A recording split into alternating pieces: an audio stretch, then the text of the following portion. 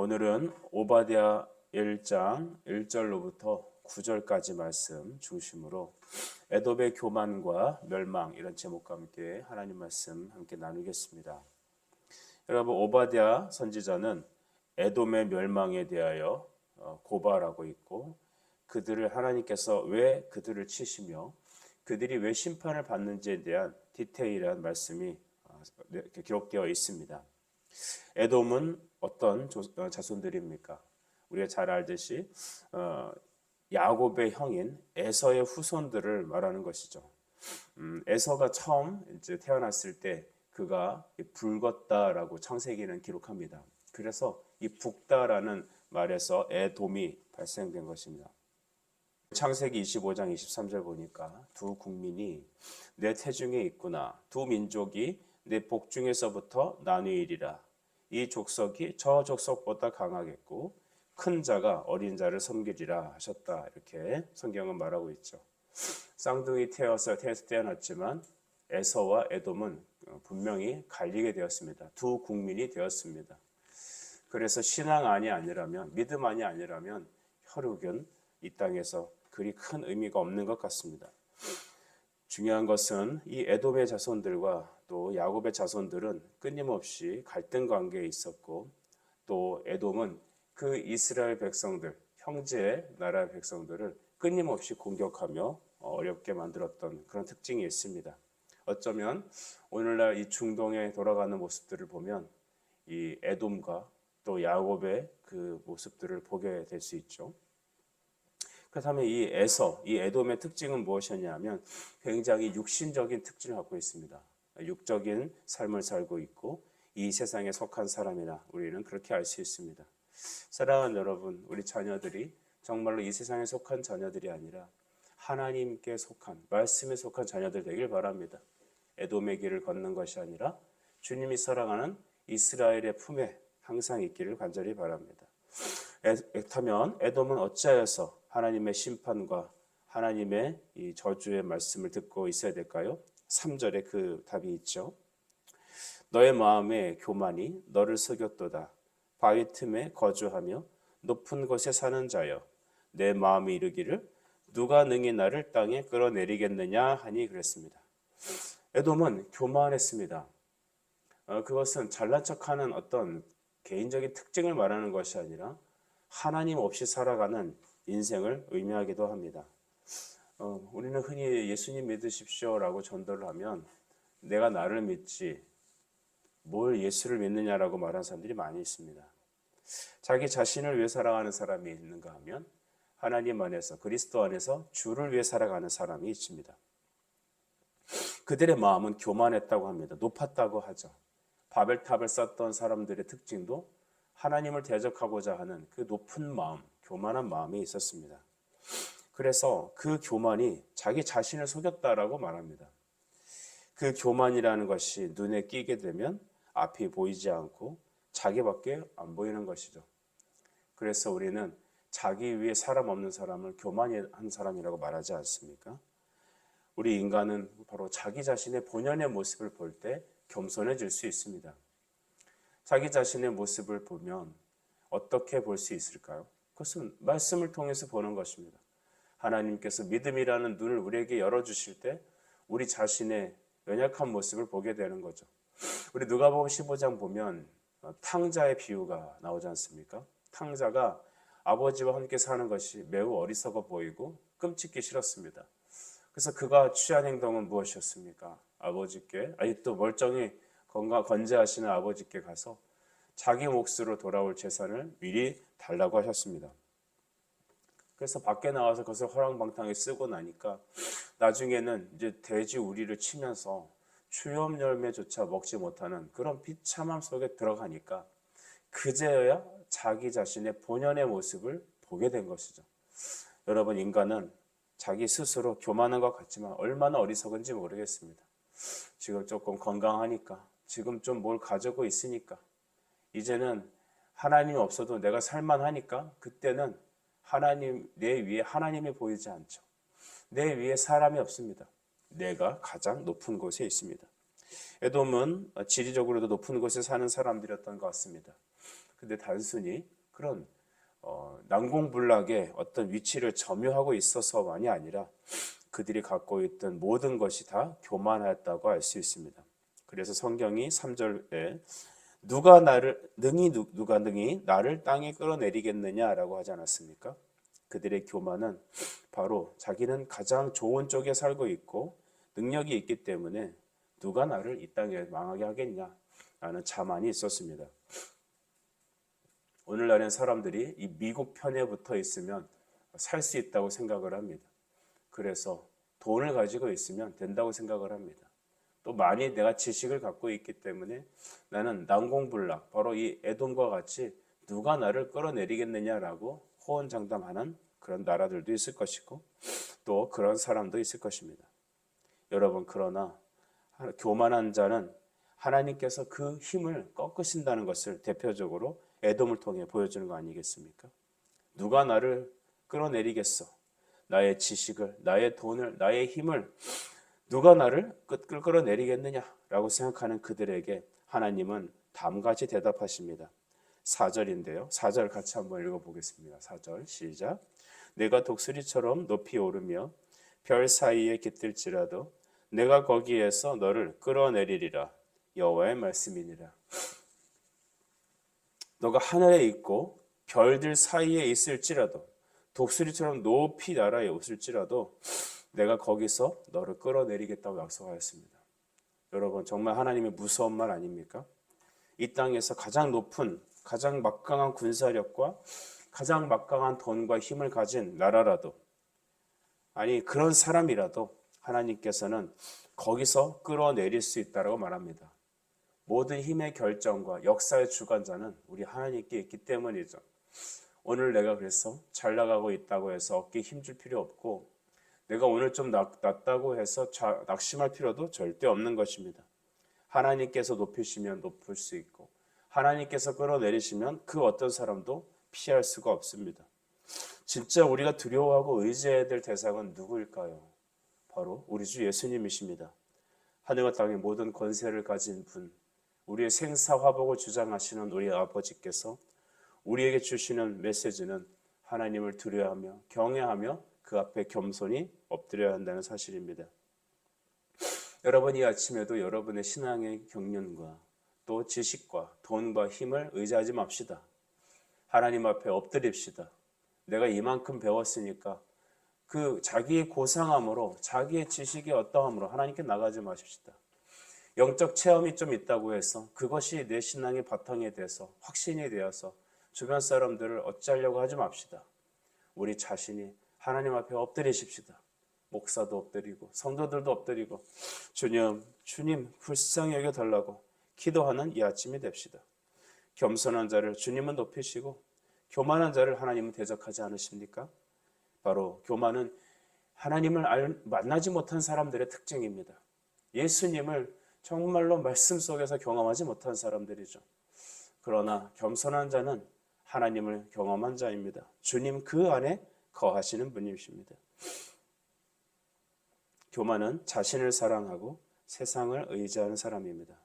그러나 하나님 만난 사람, 예수님의 사람들의 특징은 하나님을 사랑하고 그의 말씀을 온전히 의지하는 사람입니다. 오늘 하루도 기대어 사십시다. 이 세상은 스스로 서라고 말하지만 우리는 하나님의 말씀을 기대어 사십시다. 베드로전서 5장 5절에 하나님은 교만한 자를 대적하시되 겸손한 자들에게는 은혜를 주시니라 했습니다. 겸손한 자, 주를 기대는 자, 바로 주님만을 바라보는 자, 어린아이와 같이 순전한 젖을 사모하는 우리 모든 성도들이 되시길 간절히 바랍니다. 여러분, 이제 에돔은 멸망하게 되었습니다. 1장 5절과 6절 말씀 이렇게 말합니다. 혹시 도둑이 내게 이르렀으면 강도가 밤중에 내게 이르렀을지라도 만족할 만큼 훔치면 그치지 않겠느냐라고 했습니다.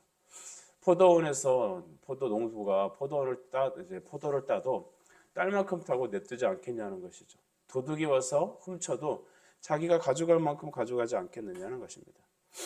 우리나라 속담에 부자가 망해도 3년은 먹을 게 있다라는 말이 있죠. 근데 에돔의 멸망의 형국은 어떠냐? 그 모든 것이 아무것도 남김없이 싹 다 망했다는 것을 말하죠. 그래서 5절에 보면 내가 어찌 그리 망하였는고 6절 에서가 어찌 그리 수탈되었으며 그 감춘 보물이 어찌 그리 빼앗겼는고 라고 말합니다. 하나도 남김없이 모두 다 망했습니다. 이렇게 망할 수 있을까? 여러분, 베드로가 예수님께 부름을 받을 때 그가 하루 종일 밤새 그물질을 했을 때 단 한 마리의 고기도 잡지 못했잖아요. 그게 말이 안 되는 거죠. 아무리 실패해도 그래도 작은 피레미 하나라도 잡힐 텐데 성경은 말합니다. 아무것도 낚인 적이 없다는 거죠. 이렇게 망할 수도 없는 겁니다. 이렇게 안 되는 것도 있을 수 없는 겁니다. 그러나 에돔은 그의 교만으로 인하여 하나님을 믿지 않고 자기 자신을 믿고 하나님을 섬기는 백성과 교회를 박해하며 그 높은 곳에서 웃으며 조롱하며 누가 우리를 끌어내겠느냐라며 그들은 자신들의 힘과 자신들의 지위와 자신들의 상황을 자신들이 높은 곳에 있는 그 도시를 의지하며 있었습니다. 우리가 영원한 하나님을 기댄다면 우리는 반석에 서 있는 교회가 됩니다. 그러나 이 땅에 있는 그 어떤 것으로 우리가 의지하며 그것을 나의 힘으로 삼는다면 여러분, 그는 분명히 망하게 되어 있습니다. 왜냐하면 이 땅에 있는 것들은 다 유한한 것들이기 때문입니다. 있다가도 없어지는 것이며 마치 사막에서 신기류를 만나는 것처럼 그렇게 눈에 잠깐 있다가 없어지는 허망한 것들이죠. 그런 것들에 우리의 삶의 기초로 삼는다면 오늘 우리는 에돔의 경우를 경험하게 될 것입니다. 지난날의 우리 인생을 살펴보십시다. 과거의 우리의 옛적 일을 우리 다시 되돌아보십시다. 그때 우리의 교만함, 하늘 위에 사람 없고 또한 나는 온전히 내 자신의 성공을 의지했던 그때, 나의 지식을, 나의 힘을 의지했던 그때, 그러나 지금은 힘이 없고 지금은 연약해졌고 지금은 또한 무너져 있지 않습니까? 우리는 에돔의 상황을 보면서 하나님을 의지하지 않는 모든 것들은 다 이와 같이 한순간에 증발해 버린다는 사실, 이것을 꼭 기억합시다. 그러나 미련한 인생은 보이지 않는 하나님보다 보이는 당장에 나의 돈을, 나의 실력을, 나의 지식을 의지하지 않습니까?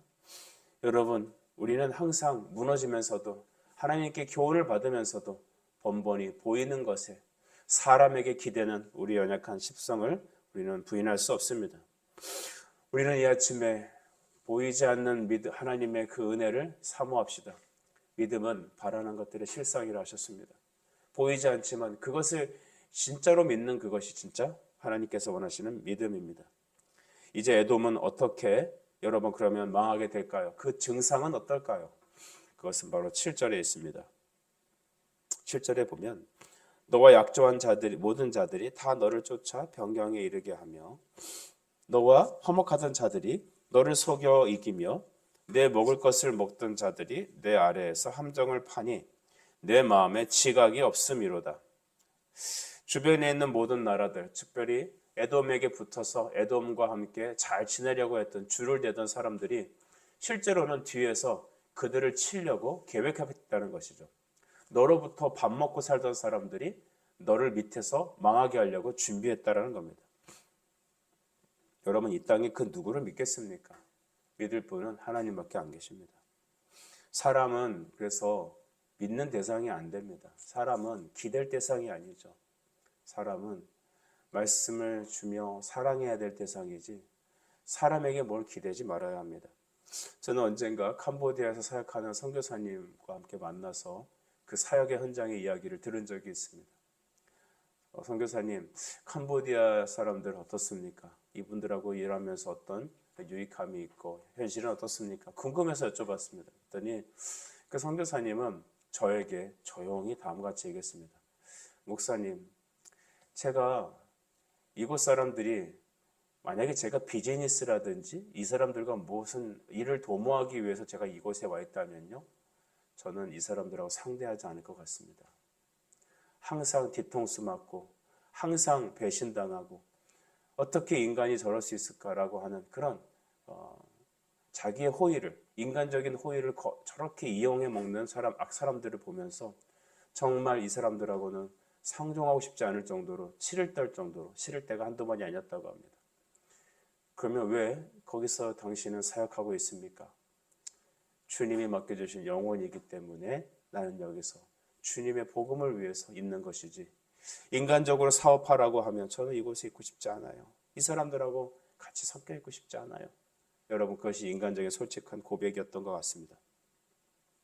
선교지만 그렇겠습니까? 우리 삶의 현장이 다 그렇지 않을까요? 제가 너무 염세적으로 말하는 것 같기도 합니다만, 어쩌면 우리 대부분의 사람들은 이와 같은 일들을 많이 경험했을 것입니다.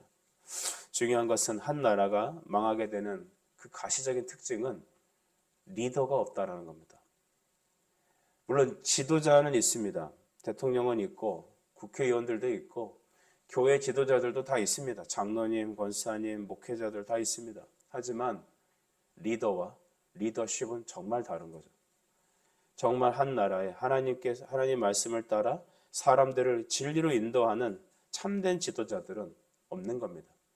그 지도자들은 특별히 무지합니다. 그래서 나라가 망하는 특징은 지도자들의 리더십이 없고 특별히 하나님을 알지 못하는 무지함이 가득합니다. 그래서 인간적으로 이를 그르치게 되죠. 많이 배운 사람들은 있습니다. 학벌 좋고 똑똑하고 많이 배운 사람 많이 있어요. 또 훌륭한 경험들을 경험했던 사람들 분명히 있을 겁니다. 그런 여러분 인생의 인프라와 또한 지식과 수많은 여러분 경험도 많이 있습니다. 하지만 그런 것들을 가졌다고 해서 그가 지혜롭다고 말하지 못합니다. 나라가 망할 때, 곧 교회가 흔들릴 때는 보면 그들이 여호와에 대한 무지함으로 똘똘 뭉쳐있는 것을 우리는 공통적으로 특징으로 보게 됩니다. 여러분, 그래서 우리는 오늘날 이 대한민국을 위해 그 위정자들을 위해 기도할 필요가 있습니다. 주님은 말씀하셨습니다. 너희 위정자들을 위해서 기도하라고 하셨습니다. 여러분, 국가를 향하여 어떤 정당을 향하여 대통령을 향하여 지도자들을 향하여 날선 비판과 요구로 우리의 인생을 낭비하지 맙시다. 그들은 하나님이 없이는 할 수 없는 그런 연약한 자들입니다. 교회 지도자들을 위해서도 여러분 우리는 기도를 끊임없이 해야 합니다. 우리의 가정의 리더들을 향하여 우리는 기도해야 합니다. 특별히 어떤 기도입니까? 하나님을 알지 못하는 무지함이 아닌 주를 알아 주의 말씀을 의지하며 순종하는 영적 리더십들이 생기도록 우리는 기도해야 될 것입니다.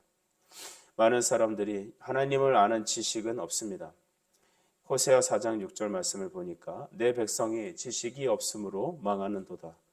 내가 지식을 버렸으니 나도 너를 버려 내 제사장이 되지 못하게 할 것이다 라고 했습니다.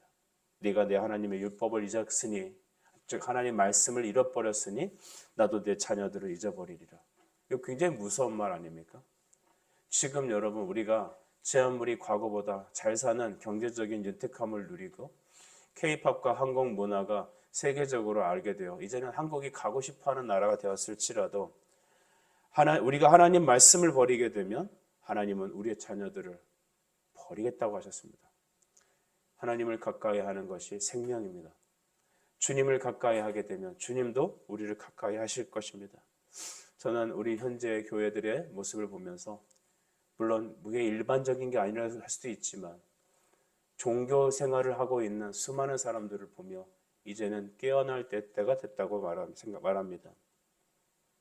교회는 봉사하러 가는 것이 아니죠. 예배하러 가는 것이고 하나님을 만나기 위한 것이고 알기 위한 것입니다. 우리 삶의 목적은 먹고 살아가는데 급급해서 살아가는 우리의 인생도 있지만 하나님을 알기 위해 하나님을 위해 살아가는 인생이 되어야 합니다. 여러분은 하나님을 아십니까? 하나님을 아는 지식이 날마다 새로워지고 있습니까? 하나님 말씀으로 항상 여러분 자신을 깨우치는 우리가 되어야겠습니다. 우리 9절 말씀으로 오늘 말씀을 마치겠는데요. 드마나 내 용사들이 놀랄 것이라. 이로 말미암아 에서의 산에 있는 사람은 다 죽임을 당하며 멸절되리라. 아멘. 이 드마나 테만 해갖고 원래 뜻은 남쪽, 남풍 뭐 이런 의미가 있습니다. 남쪽에서 있는 존재하는 그 드마나라고 부르고 있죠. 내 용사들이 놀랄 것이다. 즉 에서에 있는 너희들아 너희는 놀랄 것이다. 왜냐하면 산에 있는 사람들, 에서의 그 높은 지대에 있어 난공불락의 지역에 있어서 전쟁을 해도 질 수 없는 그 상황에 있는 그곳에 살아가는 사람들이 다 죽임을 당한다고 말합니다. 멸절을 당할 거라고 말하고 있습니다. 사람들은 저런 훌륭한 곳에 있는 사람들이 어찌 다 망했을까? 어찌 이 나라가 다 무너졌을까? 그들은 끊임없이 놀랄 거라고 말합니다. 그러나 에서의 멸망은 주변국들을 향한 중요한 레슨이 됩니다. 교훈이 됩니다. 하나님을 의지하지 않으면 제 아무리 난공불락에 있을지라도, 제 아무리 탁월한 지식과 물질과 권력과 파괴력이 있을지라도, 군대가 있을지라도 하나님은 그들을 다 멸하실 것이다라는 거죠. 자기 교만으로, 자기 죄로 죽는 겁니다.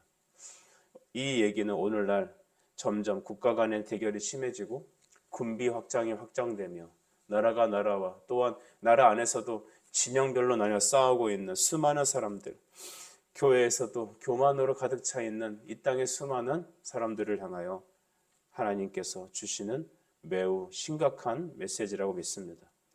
교만은 패망의 선봉이며 거만한 마음은 넘어짐의 앞잡이입니다.